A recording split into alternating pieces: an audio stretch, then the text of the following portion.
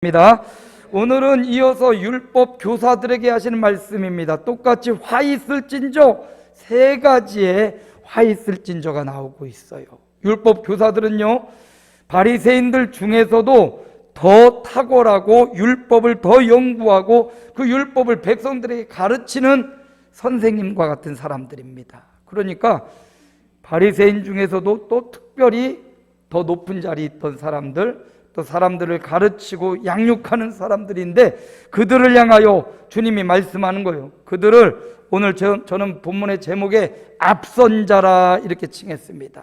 먼저 믿었고 먼저 알고 있는 자들, 또 다른 사람들에게 영향력을 줘야 되는 앞선 자들을 향하여 주님이 주시는 말씀, 교회 신앙생활 오래되었고 연륜이 쌓이고 직분을 받았던 바로 저와 여러분을 향한 하나님의 말씀, 앞선 자로서 앞서 무엇을 행해야 되는지 오늘 우리 말씀을 통하여 은혜를 나누기 원합니다.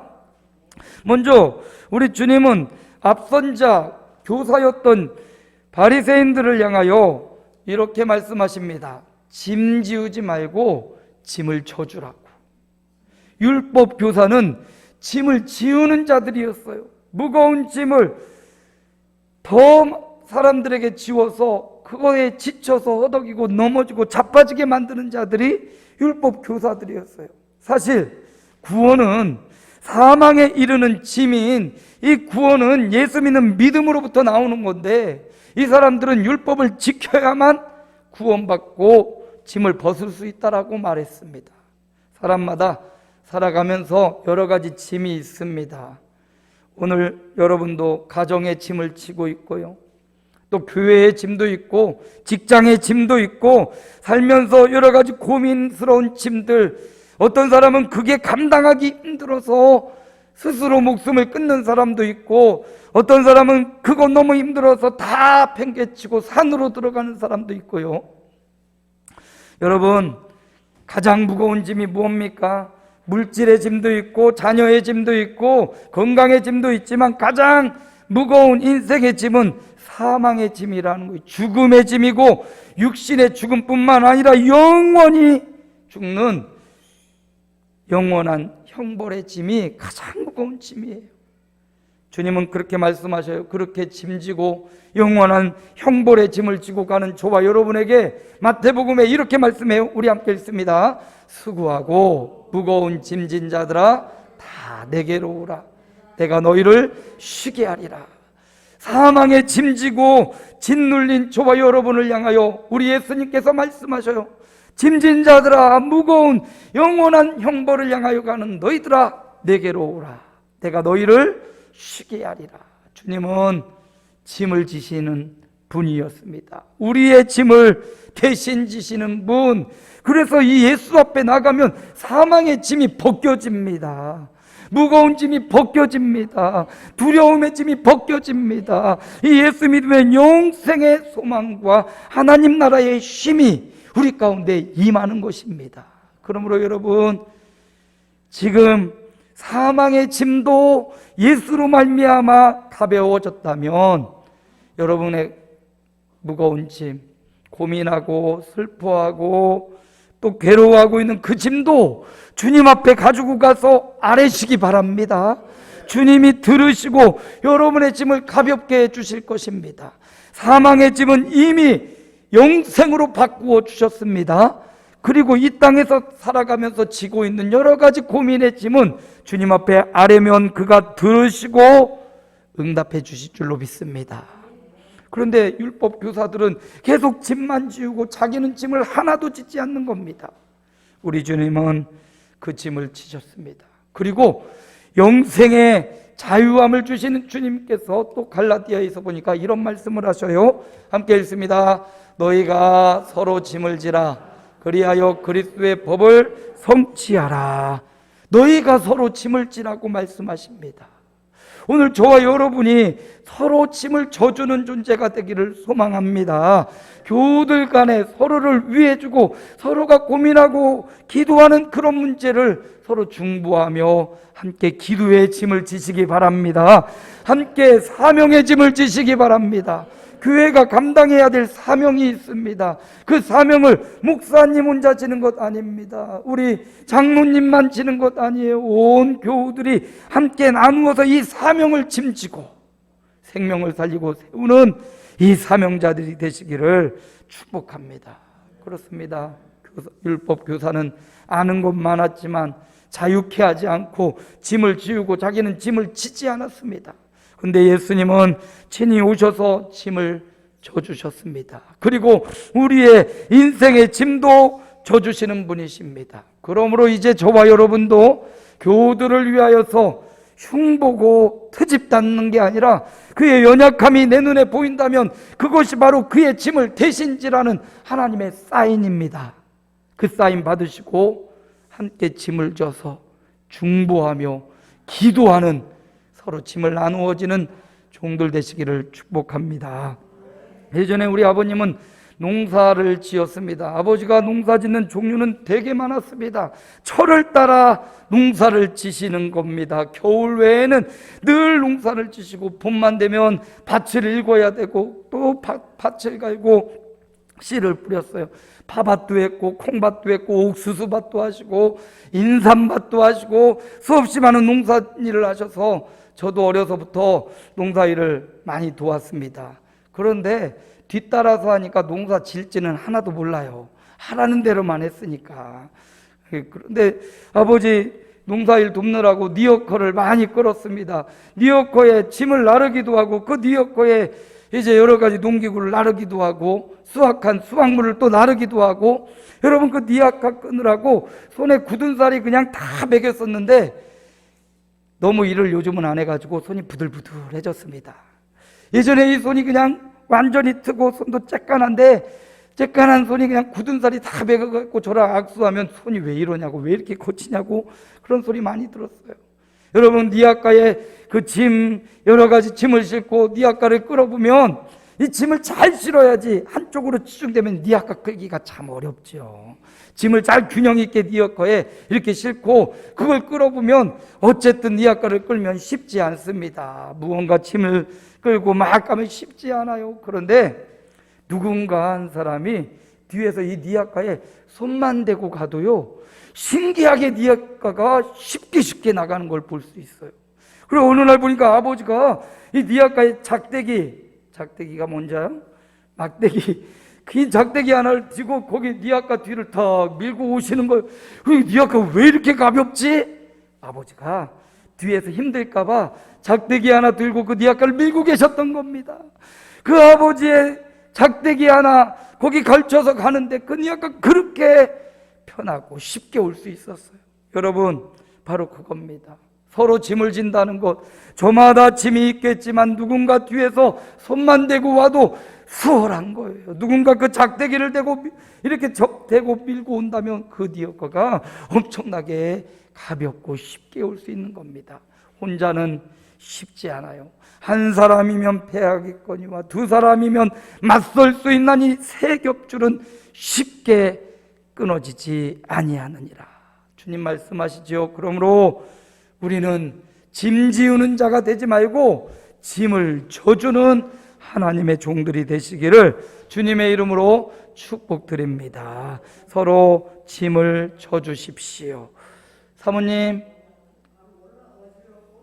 우리 선수목 권사님 좀 안내 좀 해주세요.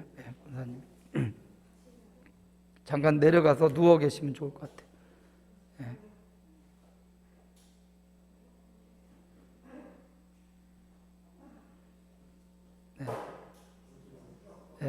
잠깐 권사님 앉아 계시고 내가 또 오세요. 우리 권사님이 이렇게 짐을 또 같이 져주시는 거니까 권사님 이제 앉으세요. 고 권사님은 앉으세요. 잘 하실 겁니다. 이렇게 연약할 때 우리 서 권사님이 직접 보여주네요. 짐을 져주는 거죠. 함께 저와 여러분이 이렇게 짐을 지우는 자가 아니라 짐을 져주는 그런 생을 사시기를 주님의 이름으로 축복합니다. 두 번째, 주님은 말씀하십니다. 율법 교사 너희는 사람을 죽이는 자고 무덤으로 끌고 가는 자라 말씀하시면서 너희는 그렇게 무덤으로 끌고 가는 자가 아니라 오히려 사람을 살리는 자가 되라, 이렇게 말씀하십니다. 어떤 사람은 가는 곳마다 분란을 일으켜요. 어느 자리 가면 꼭 분란이 일어나요. 누군가 무리가 지어지고 서로 반대가 일어나고 그런 사람이 있어요. 어떤 사람은 어느 자리에 가면 그 자리를 화기애애하게 만들고 따뜻하게 만들고 마음에 감동을 주는 사람이 있습니다. 바로 그겁니다. 오늘 저와 여러분이 그 자리에 화평을 주는 자, 평강을 주는 자, 그 자리를 살리는 사람이 되시기를 축복합니다. 율법교사는 가는 곳마다 사람을 정죄하고 판단하고 죽이는 사람이었어요. 그런데 성도는 가는 곳마다 사람을 살려주고 분위기를 잘 만들어주는 그런 평화로운 사람들이 되시기 바랍니다. 우리 주님은 요한일서에 보니까 예수님이 하늘 보좌를 버리고 오신 목적과 이유가 있는데 그 목적이 요한일서 1장 9절에 잘 나타나 있죠. 우리 함께 읽습니다. 하나님의 사랑이 이렇게 나타난 바 되었으니 하나님이 자기의 독생자를 세상에 보내심은 그로 말미암아 우리를 살리려 하심이라. 예수님이 하늘 보좌를 버리고 그 영광스러운 자리를 버리고 이 땅에 오신 것은 우리를 살려주시려 오셨다는 겁니다. 우리를 살리러 오신 그 예수님을 율법교사 바리새인들은 그 예수님을 십자가로 내몰아서 결국 예수님을 십자가에 못 박아 죽이잖아요. 예수님은 우리를 살리려고 이 땅에 오셨습니다. 그분이 행하신 일들을 보면 우리를 살릴 만한 능력이 충분히 있었음을 보여줍니다. 주님이 말씀하시면 죽어가던 환자가 살아났습니다. 병들었던 환자가 깨끗하게 나았습니다. 주님이 말씀하시면 풍랑도 잠잠해졌습니다. 주님 말씀하시면 귀신도 꼼짝하지 못했단 말이죠. 이걸 볼 때 주님에게는 충분한 능력과 권능이 한이 없었단 말이에요. 그런 예수님이 십자가 길을 갈 때에는, 로마 군병의 채찍에 맞으실 때에는, 그 주님이 십자가를 지고 갈보리 언덕 자빠지고 넘어지며 오르실 때에는 그 능력과 권세를 하나도 사용하지 않고 십자가로 나아가서 당당히 그 아픔과 고통의 수치의 십자가를 지시고 죽어주셨습니다. 왜 그랬습니까? 우리를 살리려고, 우리의 모든 죄값을 치르시려고 그 십자가의 고난, 그 길을 주님이 아파하며 고통스러워하며 십자가를 오르신 것입니다. 왜? 우리를 살리려고, 저와 여러분을 살리려고 주님은 그 십자가의 길을 당당히 가셨던 겁니다. 그러므로 저와 여러분도 살리는 존재가 되기를 축원합니다. 가정을 살리고 교회를 살리고 여러분의 직장을 살리는 그런 생명의 존재들이 되시기를 축복합니다. 사도 바울은 가는 곳마다 사람을 살렸는데요, 그는 이렇게 말합니다. 고린도전서 9장 19절입니다. 함께 봅니다. 내가 모든 사람에게서 자유로우나 스스로 모든 사람에게 종이 된 것은 더 많은 사람을 얻고자 함이라. 사도 바울은 예수님을 만나고 영광의 빛을 만나고 그는 완전히 변하였습니다. 그는 거룩한 삶을 살아가고 많은 사람을 가르치는 삶을 살았습니다. 거기에 머무르지 않고 그는 세계를 돌아다니며 예수의 복음을 전하였어요. 그는 예수 믿고 구원받았기 때문에 더 이상 아무것도 하지 않아도 그는 하나님의 자녀였습니다. 그럼에도 불구하고 그는, 그 자유의 몸이 된 그는, 로마 시민이었던 그는 가는 곳마다 핍박과 고난을 당하면서도 예수님을 전하는 삶을 살았던 거예요. 왜 그랬습니까? 더 많은 사람을 구원하고자, 더 많은 사람을 살리고자. 그는 자유한 사람이었습니다. 그럼에도 불구하고 그는 종이 되었어요. 약한 사람 앞에는 더 한없이 약해졌어요. 강한 사람 앞에는 더 강한 모습을 보이고요. 그는 자유한 사람이었지만 복음의 종이 되어서 섬기는 삶을 살았어요. 왜 그랬습니까? 더 많은 사람들을 예수 믿고 구원하려고. 오늘 저와 여러분이 예수 믿고 구원받은 사람 되었지만 그럼에도 불구하고 우리가 거룩한 삶을 살고 그럼에도 불구하고 우리가 믿음의 삶을 살고 우리가 본을 보이는 삶을 살아야 될 이유가 있다라는 거예요. 아무도 안 보는 것 같지만 누군가 우리의 발자취를 보고 있습니다. 저와 여러분이 믿음의 본이 되는 삶이 되어지기를 축원합니다. 다른 사람들에게 본이 되고자, 사도 바울은 더 많은 사람을 살리고자 자신은 스스로 권리와 능력을 내려놓고 종이 되었다라고 이야기합니다. 이게 바로 사람을 살리는 삶입니다. 오늘 저와 여러분도 가는 곳마다 살리는 존재가 되기를 소망합니다. 저 반월에 한 목사님이 청개 농장을 하시더라고요. 청개 농장에 갔더니 닭이, 청개라는 닭이 그리 안 커요. 요만한데 오골개처럼 그리고 고만고만한데 알을 보니까 알이 푸른 색깔을 띠고 있는 알이 났더라고요. 그러니까 우리가 보통 아는 그 갈색 혹은 하얀색 달걀이 아니라 달걀이 요만해요. 메추리 알보단 크고 초란이라고 하죠. 처음 닭이 낳는 알이 요만한데 그 초란이 그렇게 좋다던데, 청계란이 요만해요. 요만한데 그거 한 개에 1,000원씩 판다고 그러더라고요. 10개 담아서 10,000원이래요. 그래서 목사님이 그 청계란을 한 판을 10개를 주셔가지고 제가 가져와갖고 후라이를 해먹었더니, 이거 뭐 후라이가 보통 후라이 요따만한데, 손바닥만한데 요거 후라이 요따만해 조그만 거예요. 알이 작으니까.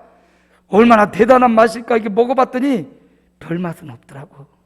달걀이랑 비슷해요. 그런데 그 란이 그렇게 좋대요. 아무튼 청계란이 그렇게 좋다고 그러더라고요. 비싸고 영양가도 많다고 그럽니다. 가격이 비싸서 많이는 먹고 싶어도 못 먹겠지만, 그런데 저는 그거 달걀 한 판 가지고 와가지고요, 그거 후라이에 먹고 쪄먹고 금방 없어져 버렸어요. 근데 그 목사님 보니까 그 달걀을 모아가지고 부화기에 넣더라고. 부화기에. 그 부화기에 넣어가지고 그 부화기가 막 이 달걀을 온도를 이렇게 내주고 달걀을 빙글빙글 또 돌려줘요. 그렇게 3주가 지나면 거기에서 후라이로 먹어버릴 그 달걀들이 거기에서 생명이 나와가지고 삐약 하면서 병아리가 나가지고, 거기 병아리를 여기다가 목사님이 100마리 50마리 거기다 넣어놨는데 그 닭 병아리들이 빽빽빽 하면서 이렇게 보고 있는데 굉장히 예쁘더라고요. 닭똥 냄새는 지독한데 병아리는 또 예쁘더라고. 그래서 목사님 그걸 갖다가 또 어디 농장에다가 분양한다고 이게 100만 원어치라고 이게 50만 원어치라고 그렇게 출하하는 모습을 봤어요. 저는 그 좋은 달걀 갖다가 홀가닥 먹어버리라고 끝났는데, 그 목사님 그걸 21일 부화기에 놓으니까 그게 생명이 되어서 또 다른 집으로 분양 가는 걸 봤단 말이죠. 여러분, 무슨 얘기를 하고 싶냐? 저와 여러분이 먹고 사라지는 존재가 아니라 무언가 살려주고 세워주는 존재가 되기를 축원합니다. 21일간 암탉이 알을 품고 품었더니 생명이 나오는 것처럼 저와 여러분도 누군가를 살리기 위해서 때로는 내 열정과 내 힘과 내 능력이 들어가지만 그 영혼을 살리기 위해 바울이 종이 된 것처럼 저와 여러분도 생명을 살리는데 일조하는, 그렇게 다 품었다고 다 생명이 되는 건 아니더라고. 또 어떤 거는 그렇게 품었는데 썩어갖고 골아가지고 완전 냄새나는 달걀도 있기도 하고요. 예전에 어르신들은 그게 이렇게 닭이 되다가 이게 병아리가 되다가 죽은 그걸 또 영양식이라고 이렇게 가서 드시기도 했죠. 이게 필리핀에도 가보니까 거기 바룻이라고 아침 일찍 되면 상인들이 버릇 하면서 다녀요. 뭔가 봤더니 그 달걀 병아리가 되지 못하고 형체가 조금 비슷하게 닭 모양이 있는데 그 죽은 거, 그걸 삶아가지고 파는 거예요. 여러분, 우리가 시간 들이고 정성을 들여서 품지만 누군가는 생명되어 예수 믿고 구원받지만 누군가는 또 이 파지가 되어서 이 생명을 못 얻는 자도 있어요. 그렇다고 우리가 이 생명을 포기하겠습니까? 포기하지 말고 살리는 자가 되는, 저와 여러분의 시간과 물질과 정성과 기도를 들여서 생명을 살리고자 그들을 품는 살리는 자가 되시기를 축복합니다. 율법교사는 사람을 만나는 사람마다 짐을 지우고 죽이는 그런 역할을 했어요. 이 모습을 우리가 잘 보면서 교훈받아 나는 또 다른 사람을 살리고 세워주는 자가 되어야 되겠다, 이런 결단이 세워지기를 주님 이름으로 축복합니다. 하나님이 마지막으로 율법교사들을 향하여 화 있을진저 말씀하시며, 너희는 장애물이다. 너희는 지식의 열쇠를 가지고 율법의 열쇠를 가지고 문을 잠그고 너도 들어가지 않고 오려고 하는 사람도 막고 있는 너희는 장애물이다. 화 있을진저, 그렇게 말씀하시면서 장애물 되지 말고 열어주고 풀어주는 자가 되라, 이렇게 말씀하셔요. 레위기서에 보니까 이런 말씀이 있어요. 너는 귀먹은 자를 저주하지 말며 맹인 앞에서 장애물을 놓지 말고 내 하나님을 경외하라. 나는 여호와이니라. 맹인 앞에 장애물을 두면 어떻게 되겠습니까? 그 사람 지나가다가 그거 못 보고 자빠지고 넘어지고 거치는 것 아닙니까? 하나님은 그래서 이 맹인 앞에 장애물을 가져다 두니 이 악한 행동 하지 말라고 주님이 책망하고 계신 겁니다. 오늘 저와 여러분이 교회 안에서, 믿음의 형제들 안에서 믿음의 장애물이 되어서는 안 된다는 거예요. 여러분, 누군가는 우리 믿음의 삶을 살아가는 저와 여러분의 뒤를 보고 따라온단 말을 기억하시기 바랍니다. 아무도 안 보는 것 같아도 하나님은 중심을 살핀다고 말씀하셨고요, 저와 여러분의 행동 하나하나를 믿음의 후배들은 그것 보고 그대로 따라오는 거예요. 그러므로 저와 여러분이 어떻게 살아야 되는지를 결정하고, 사도 바울이 나는 다 자유롭지만 나는 종이 되었다라는 것처럼 우리가 예수 믿고 사망의 짐을 벗었지만 그럼에도 여러 교우들의 모범된 삶을 살아야 되는 겁니다. 장애물이 되어서 가로막고 자기도 들어가지 않는 이 율법 교사들처럼 되지 말고 열어주고 풀어주고 길을 터주는 그런 존재들이 돼야 된다고 주님 말씀하십니다. 사도 바울은 고린도전서 11장 1절에 내가 그리스도를 본받는 자 된 것 같이 너희는 나를 본받는 자가 되라. 사도 바울은 예수 그리스도를 본받는 삶을 살았습니다. 너희는, 바울이 전도한 고린도 교회를 향하여 너희는 나를 본받으라 라고 말하고 있어요. 오늘 저와 여러분이 예수 그리스도를 본받는 주님의 종들 되시기 바랍니다.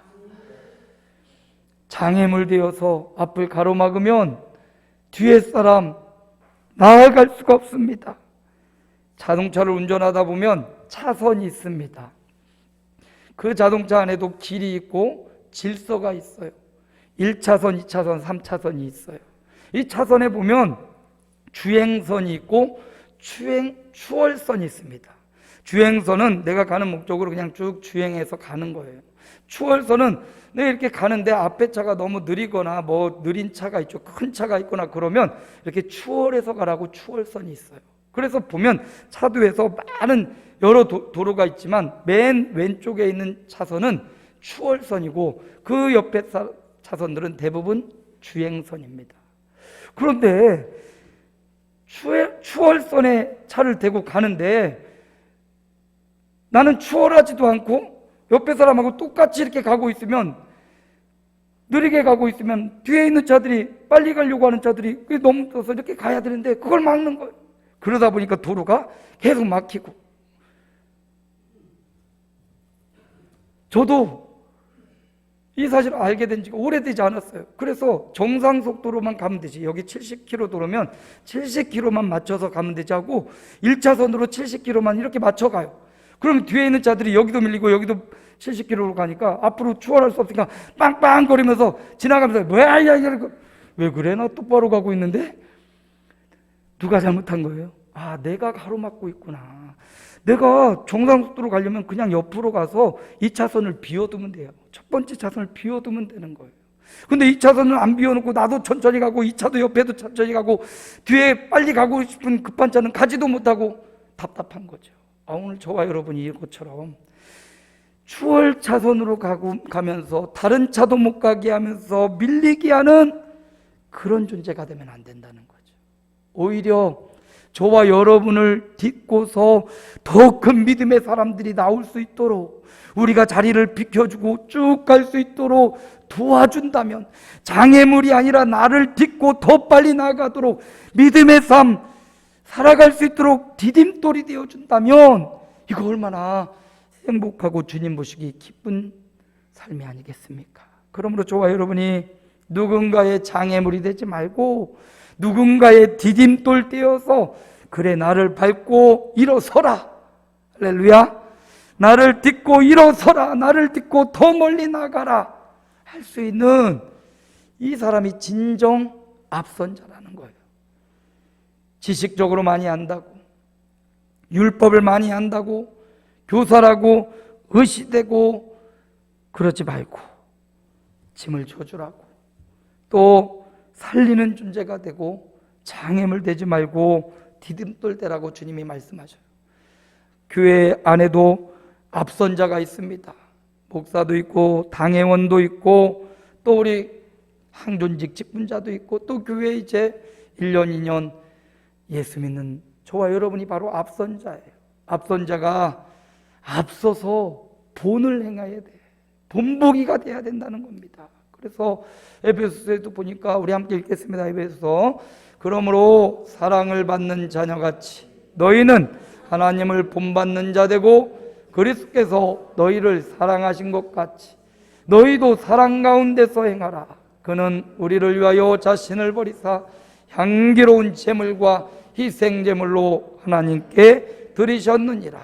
사랑받는 자녀인 저와 여러분이 하나님을 본받는 삶을 살아가기를 축원합니다. 예수 믿고 먼저 앞선 자가 된다는 사실은, 앞선 자가 되었다는 것은 그냥 앞서가라는 게 아니라 앞선 자로서의 본을 보이고 모범된 삶을 살아가라. 신앙생활 예수 믿고 구원받았으면 끝이 아니라 이제 거룩한 성화의 삶을 살아가야 되는데, 주님이 말씀하셔요. 신앙적으로 예수 믿은 자 앞섰다면 삶의 행실도 신앙의 모습도 본이 되는 앞선 본을 보이라고 말씀하셔요. 그래서 율법교사에게 주신 말씀, 앞선 자는 앞서 본을 보이라 라는 말씀을 우리가 받았습니다. 어떻게 앞선 자가 본을 보이며 살아갈 수 있습니까? 앞선 자의 본은 첫째로 짐을 져주는 삶입니다. 이게 안 넘어가네요. 또 오늘 하나 넘겨주세요.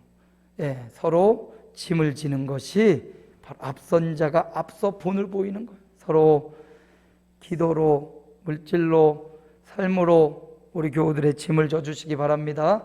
두 번째, 앞선 자는 살리는 자가 되는 겁니다. 죽이는 자가 되지 않고 가는 곳마다 여러분 생명을 살리고 세우는 자가 되시기를 축원합니다. 더 나아가 장애물 되지 말고 열어주고 풀어주고 밀어주는 디딤돌이 되어줄 때 앞서 본을 보이는 거룩한 삶을 이루어갑니다. 우리 아름다운 교회도 이렇게 앞선 자들이 당겨주고 밀어주고 하는, 서로 찜을 져주고 살려주고 장애물이 아니라 디딤돌 되어 밀어주는 아름다운 공동체, 사랑으로 점점 더 아름다워지는 아름다운 공동체가 되기를 주님의 이름으로 축원합니다.